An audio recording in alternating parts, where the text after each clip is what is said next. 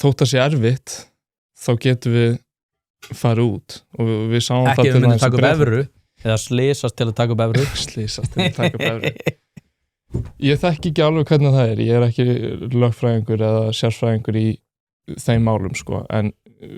ég sé það þannig að við getum farið út og það er alltaf einhver leið út þótt að sé erfitt eins og í Bretlandi að fara út en það var náttúrulega líka stórun hlut út því að þau byggðu allt efnahagskerfið sitt nánast í kringum viðskipti við Evrópu eins og við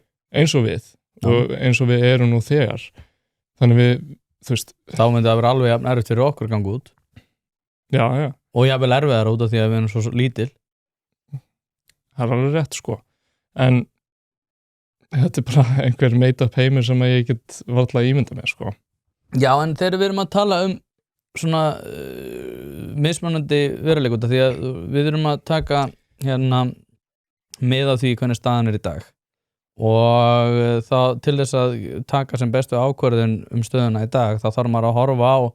ákveðið svona leikjafræði tré það hvað gæti gerst og að sjálfsögðu eigum við að vera að huga því sérstaklega þegar það er ákveðin þróun í Evrópusambandinu sem að hefur að gera með út af því ég tala að slysast til að taka upp evru